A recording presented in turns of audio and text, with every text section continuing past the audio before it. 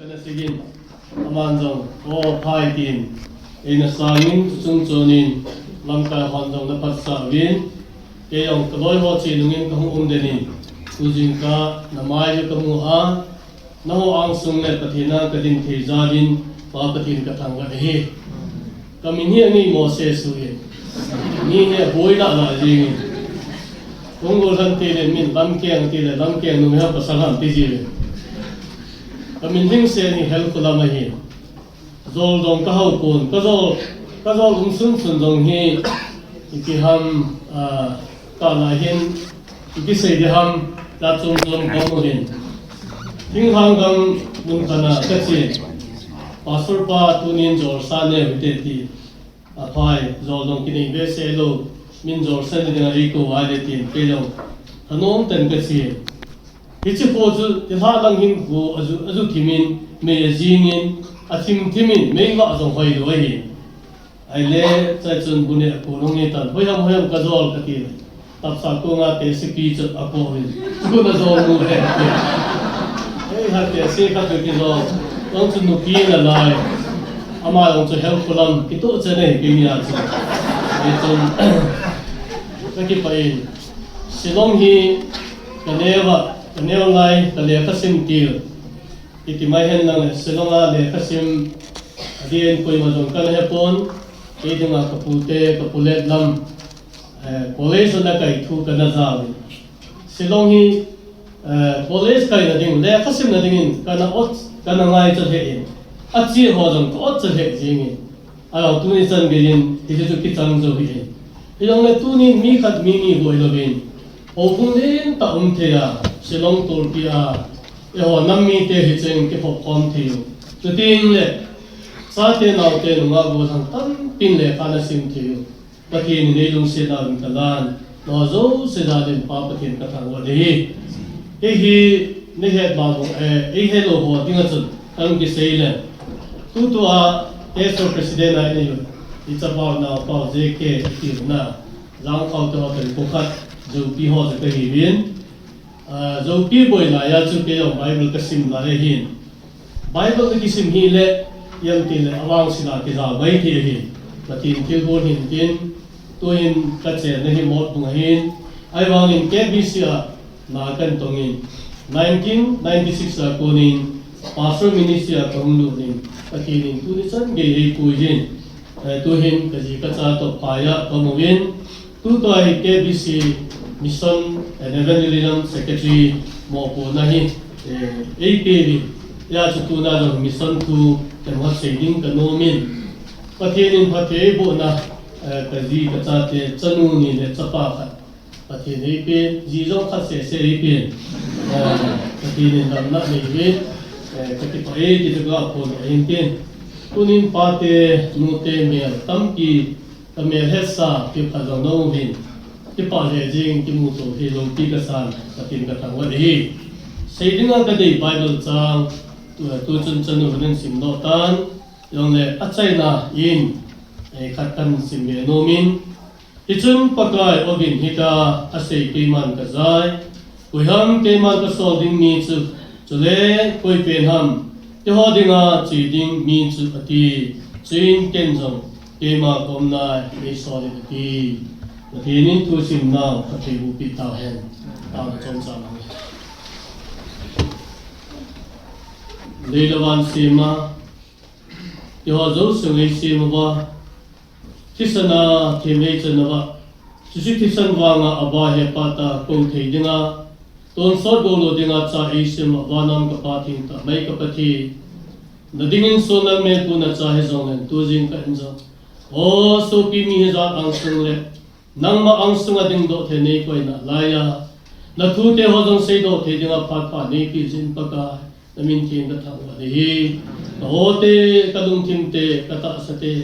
kahin na bo chanin mang chan na tu na da do ka ang ki pom so bi mi tam ta dinga Pagka ikaw lim na pati ko na din dapat pingayin at sa kata kung di pom zo sedi nga dong pagka ata di ano ne ja sa divinti dapat pinangay sa Yesu Kristo ang kumin kong tahi. Amen. azoin uzang thangin ama thasiman sein eyong nin tunga chun covid jin nasatain kana buin ulena unchom chama humumin eina ta pirin Dr. Hongam tarik nga athi tarik lia thiehin zadahin kung sonani chan ge kaboi pi ke hoi ale tarik nga nin ama ka koi do ni le tarik bu jingka anno ya pa hung thi ki le aisa chun hobung message a hung ke thone Dr. Hongam ina pa do itin a be tai hung ki ti mi do se cho kilung khamin ni sa la min ke hung ki pa chun kati na che chu jeng ipi ka tiam nong ka ti tarik son na da pa na kahai hung goita tarik son na sige ni ras medicity e kulu na ven ras medicity a sakhat wa kana omi kom sunga kaboi na pen ta ji pe ham te hai khop loi ji ke hai the lo oxygen e ki koi pi ichalai ta akalung gel chu oxygen begin hin ko he ki mang ki na dem Yoi, nasatan kalung kagin. Kita mzongle oxygen begin in kuki mang na din. Ti ho hi kanagilin kanangay tuin. Ijong patin ngay lut na kitangin. Ichi tagam mo na hin kanuzong. Keji ito na lungding be sen. Zan mo hena ataw le amazong hundam mo in. Isa na mahijun tarik lin na dasa. Kahungdo niya hin kalungyel su. Kanmun ay nalam to basa pening te tin kagelin nu kiti yung aman tam na eyong son kanu mer mo de bo je kagelin kanaw he nga hi no la katil ni sa la kan puide a chon rewen on ko hi ka ko ma to win Lamkeng hon taw na iman pi zo mi ho chi zo win ren on ko hen o den ho win kanu no thu chan sei do councilor team ta ke bai la Olim thiên no ile ha ma dinga na e chun ichi tabang kana to in kujang thang in kothisiman se ai le itaw na ho pati na sangi tin so ra se ro be no me Ilai Bible sang simna begin uya lengpa thi kum chun ibona uya lengpa thi kum hi kimin pha khel hai dem juda leng gama dinga Uya lengpa kiti he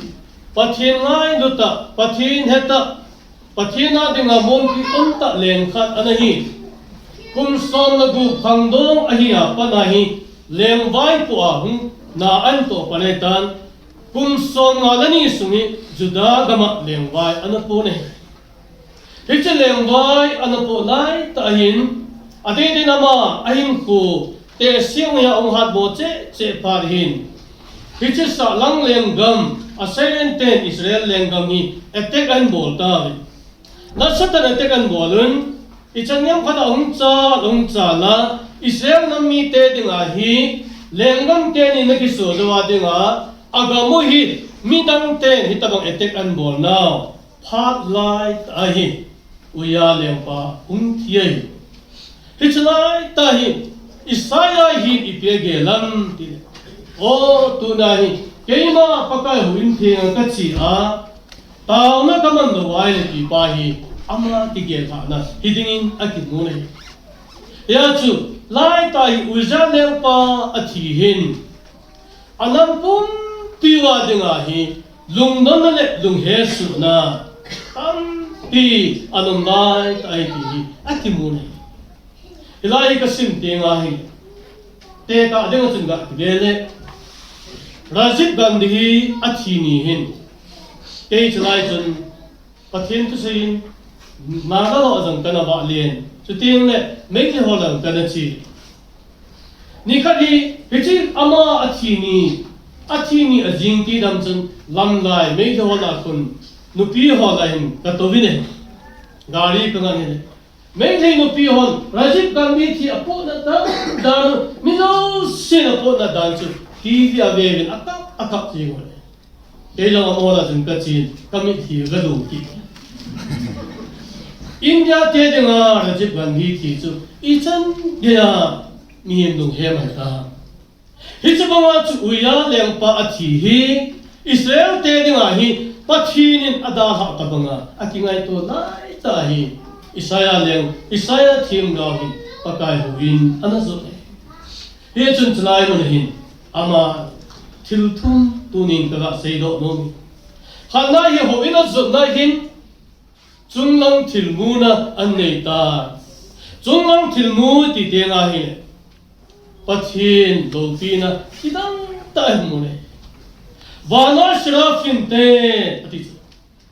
wana shrafin te atim vela dingubi Luteng abangin ating tin asamugin worship pathin ahota de kan ko te ho tunin hobin kai ngubine hone kayun aphai ki pamin hi ai bangin mi zanin pathin ahi no mong hi alopina alarna ahoina ichan gela nahin ko adamu khata hai igam sunga denga ngai chat ko pen tahi Christian cha te hi naw chung chona kahin ko in pathin lang na lopina hi o kalunga hi pen ko tilangi kamui pathin na me hoina nangin neimu seiti seido ding e twa thupi covid kadam mo lai kong do chun mi hi lung tau ti ji covid aki je chun mi ho jong hin ei ngai ngam ve se pon ei yo cha ka ki che nai ngam ji pon ama nu pa khangdong nu pa khan hi i hung tau pi thane aloi no hin ka khut ka bim kol ko ka khut te ni tin adomin ta na bangine aloi pa no ei tong jai tong ko ka chu na khut adomin ta na bangine ei che covid ki dam mo chun ka kulong abojin hoi lai boy tan kaman the zo se kata sa ka phe ho jong asa ka cham lo hospital ka hong do zo wa jong hi khat ba se ni kanu hin ka jun pe ei pe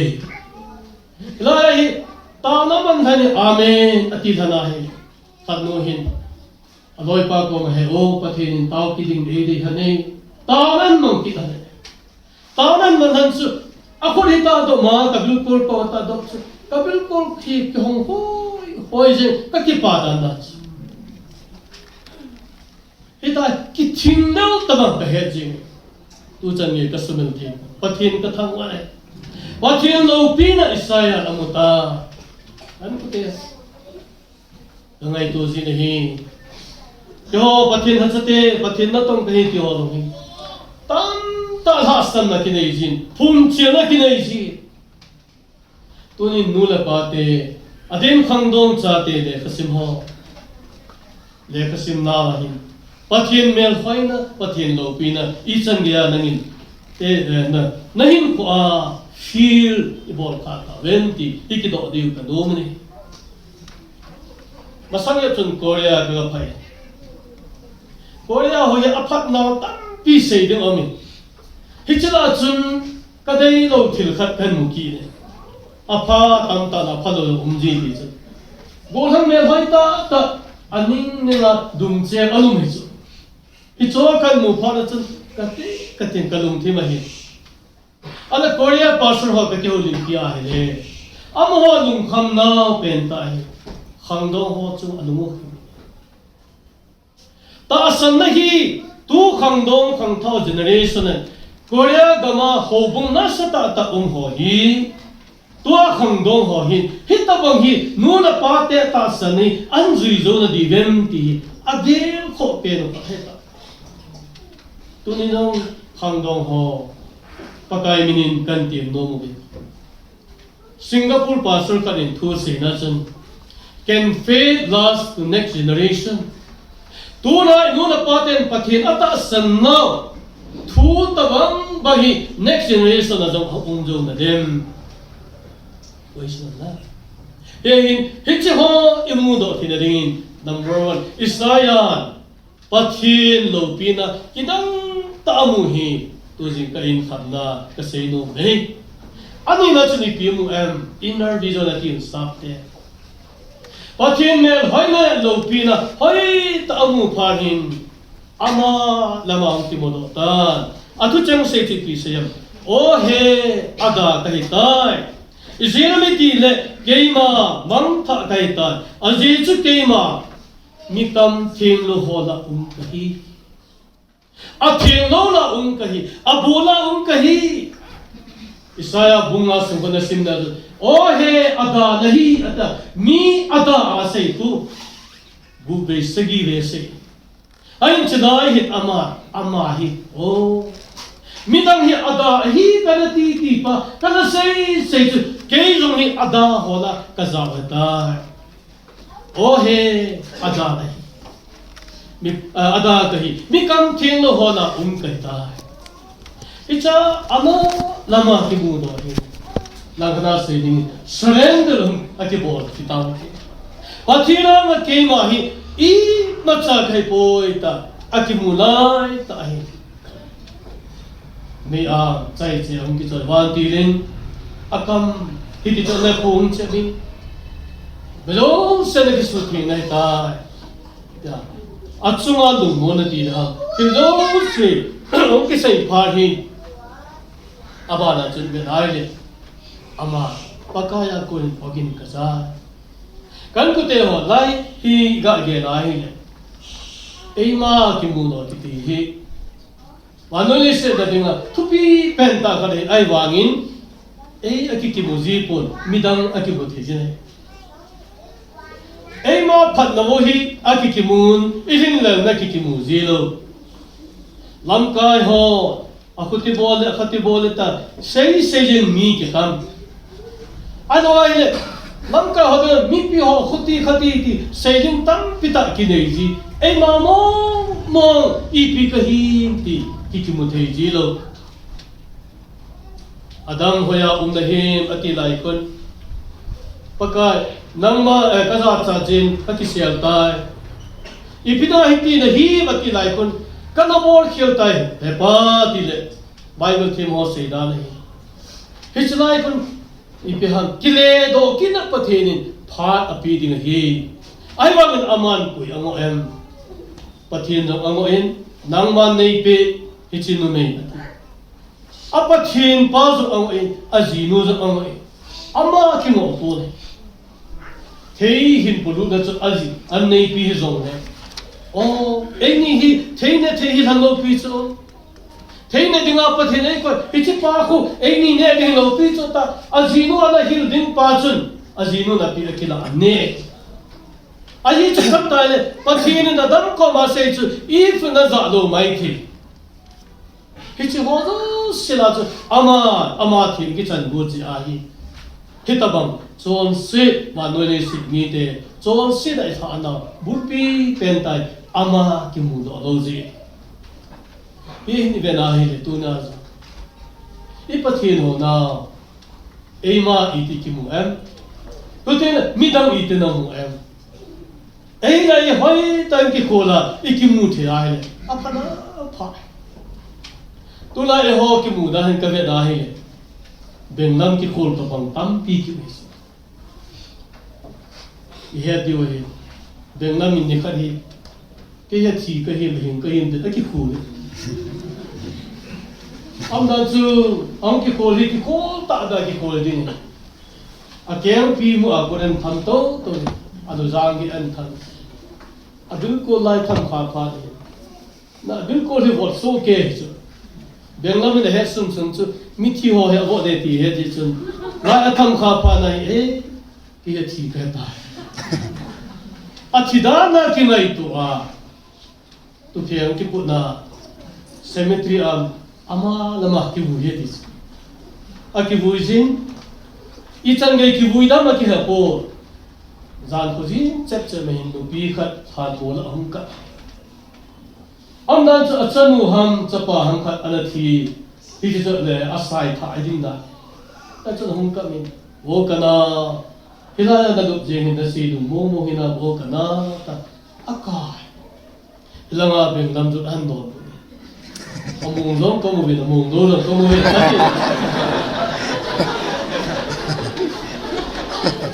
Benlam ya ki kol wanga chu kachi ti ma chu thilo hi.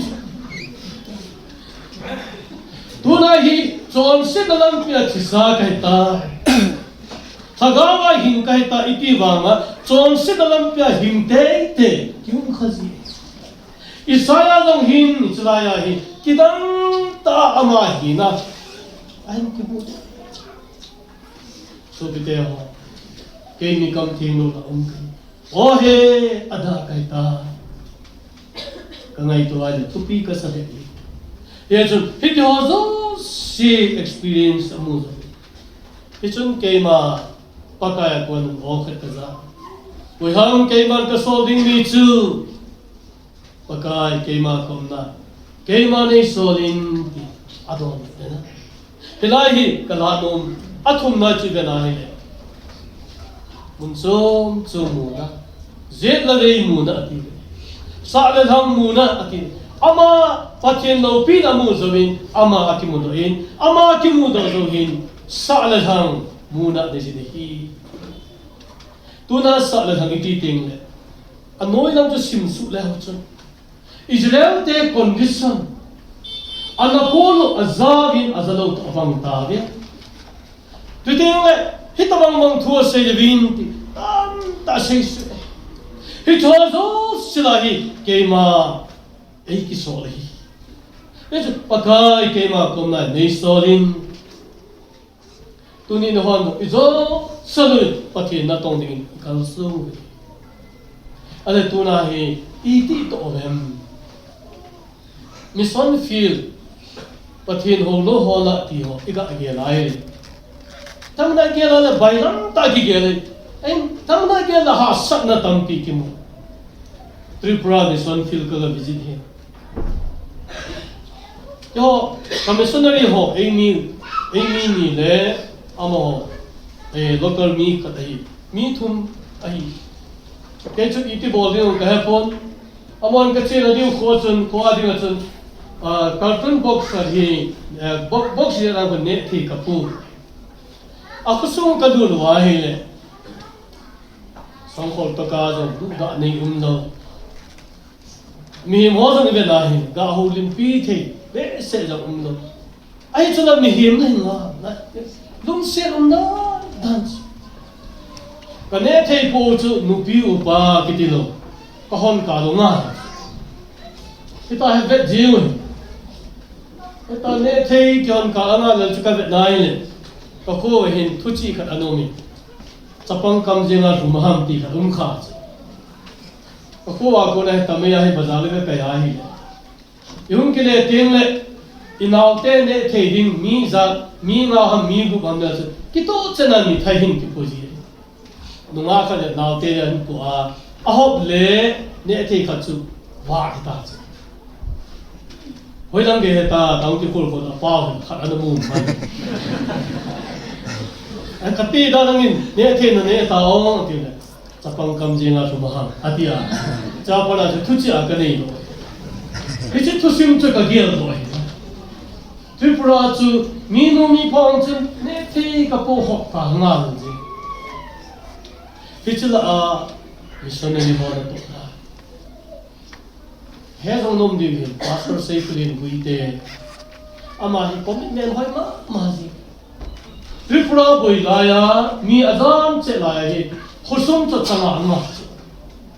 gamang la mi azama bengali hon mi thadeng adel de laya chu hapta khat nai mai achang sa khusum changa kidang ta mi that bu ho ai ma ho kun ja asu che ale mi ho che lo nga kha lo ong ki le ki phar la hi achang sa hi che khosu ananga ji chun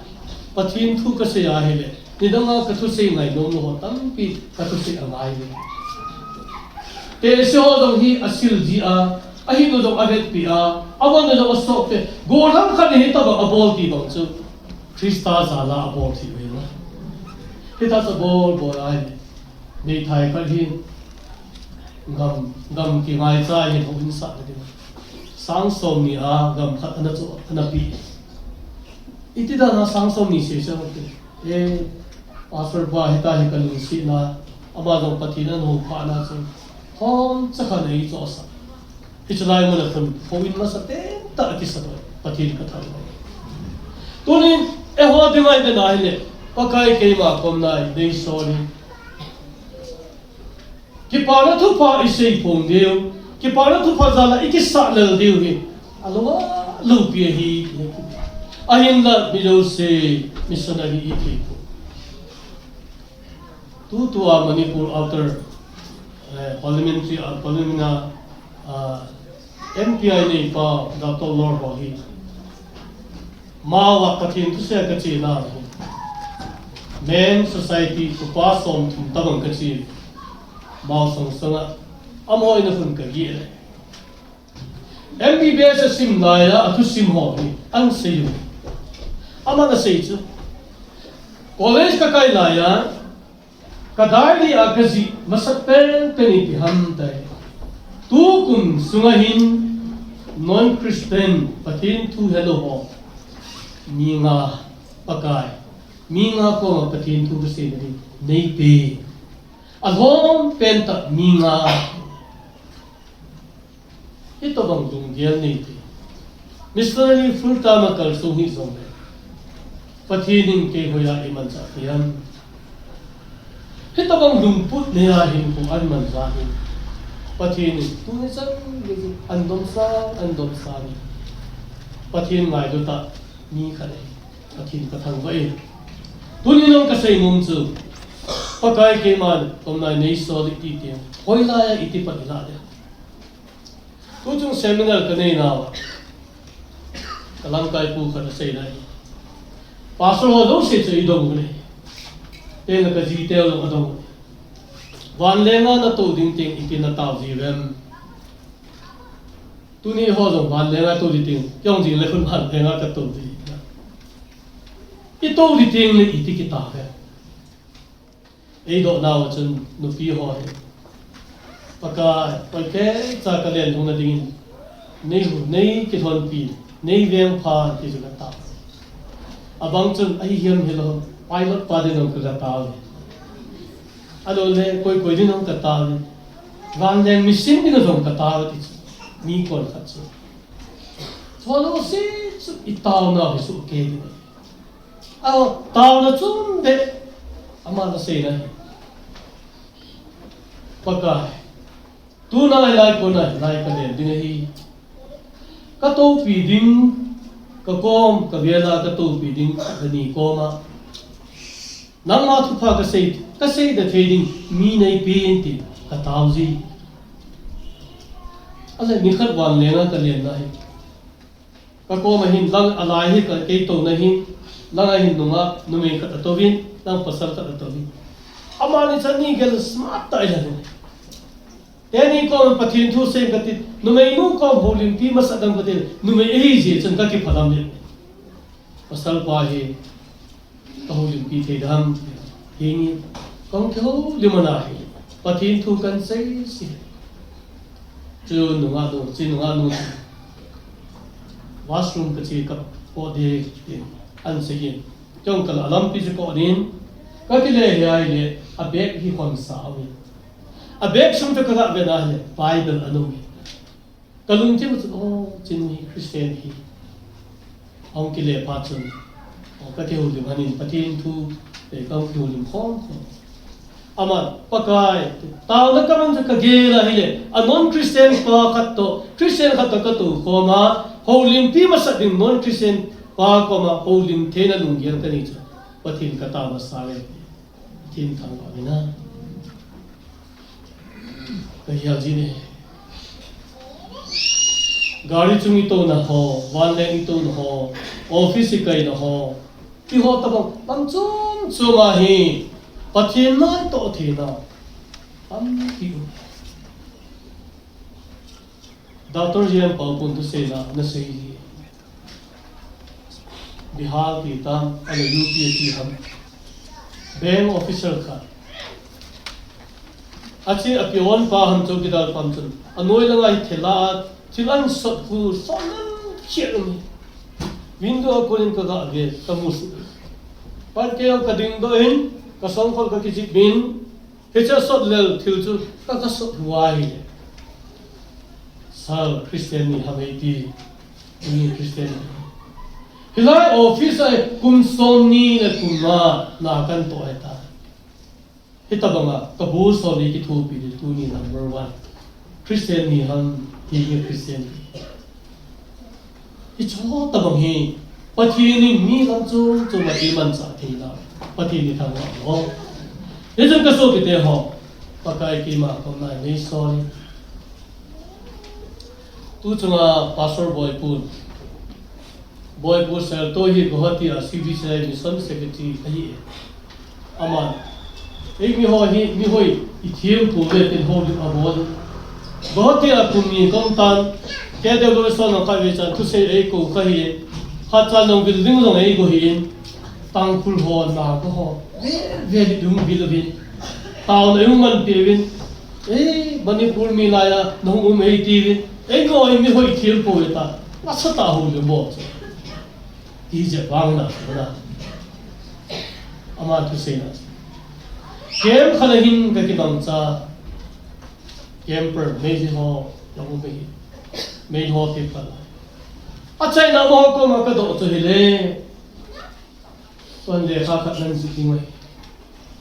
도인 가인 고히 분가 카세 세고 가네이타이 네티 이네이타베 ale pungkar khase se hin khona nei pa chu hichi pung khase se mo na hin de tai ki te na ep na bol dem oiso le ka in anji win ale ka yu chu aba ban hong se me hi nu nga kha ong dun nu nga kha le ka thim ta ong dun ke wang tu ni kain ko hi pung khat se hi hin ko kanai di ta le ka chi a kanu ka pa te ko ma hi hello le pa service hu hin na kiti hi hu hin na lang pi khat se hi jesu krista bu me di ka ka se ki di nang ko hin ta ka do wa ken pa ka chu in pu le pa ki sa hin kan su kanu ka pa ka su pi ho hi sa ata san hi lai amo hi kapu na te ta hi cho ta bang hi ja te la hi le pathin e so la hi tu pi ma jing ni sei lo mo pastor boy bu chu testimony ti da experience to man ziel ministry about tu yong chu challenging ma zela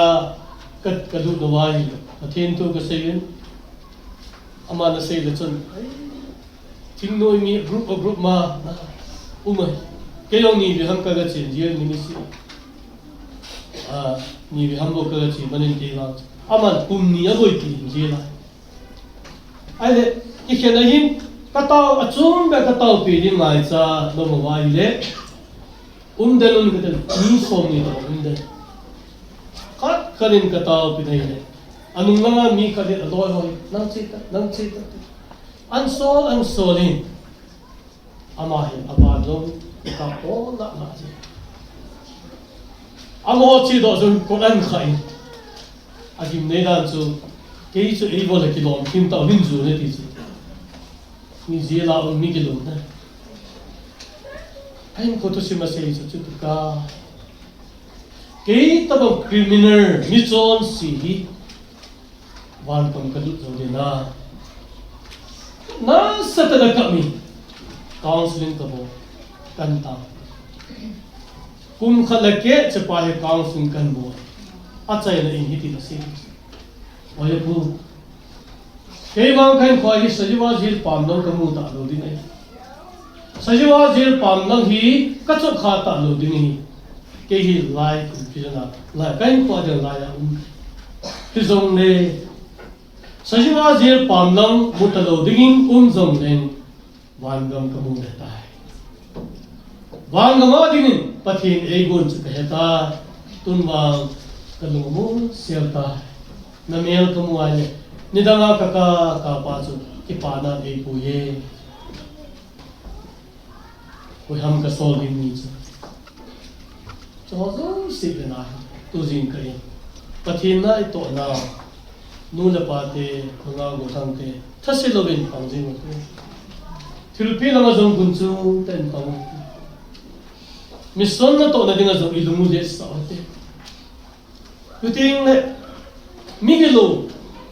mi hasam alole mi had mo pan hu na zong dum tha po te 2002 2003 ta janin sakun Assam Rifle Hall veyata an ve mi som ni mi thum anne tuidon kanabuiti mi za nam khat organize kana boli tauna kagaman piji kagaboi piji an kahun piji hichlaya kathai de de lai chun mi genti hasa ki thupi nom dom katu mi bang kharin he pitabong ho chile keizung kan kuti tuna zo igam sung ai to dinga tamin seiding tamin to dinga tamin hichlai hin thil pha bola lama chimti de lo pangeng ti pakai ke kom nai ni sonin ke man pang ke ma chin ka te hagaw mang tha hu do na ding jong kapan na then pang ka iti diu de tu jing kan pakai ni ikiti khom na KBC mission fila ka hi ji KBC mission ka to na khadani ka ta lang mo yo hi missionary box sa hi ki to a missionary box ki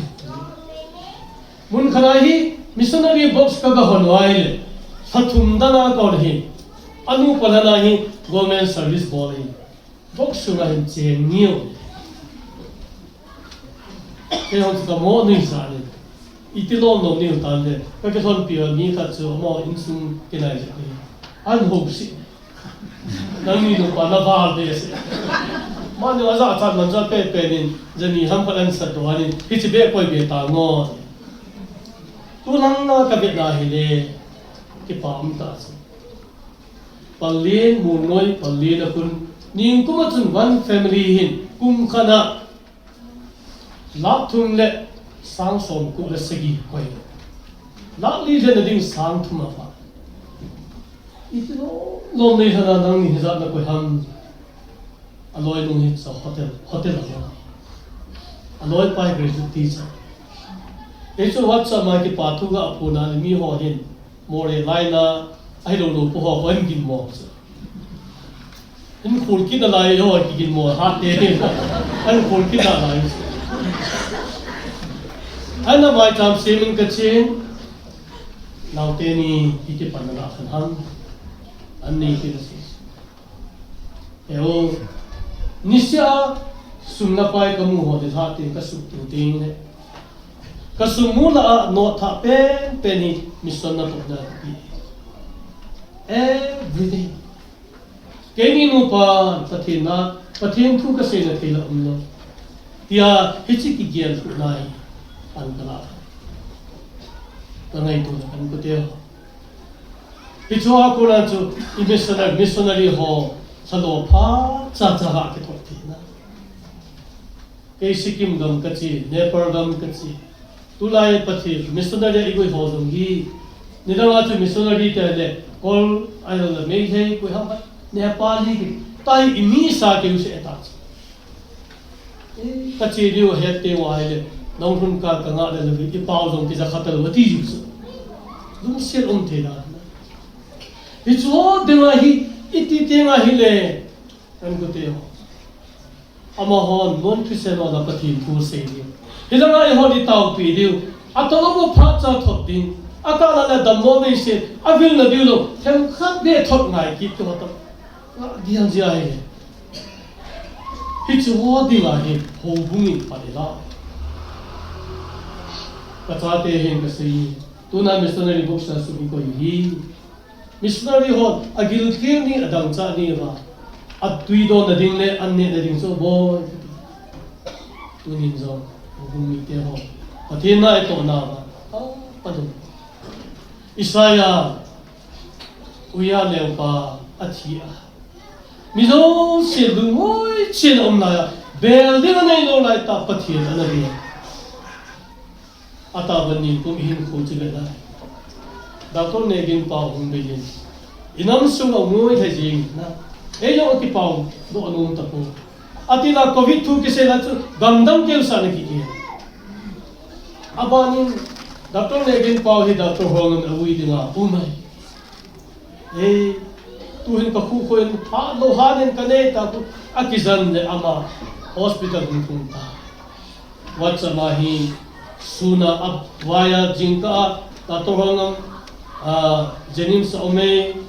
sun nga hite akutite nihala hi covid 19 kiti aba banang kise to nihala abenta ito siki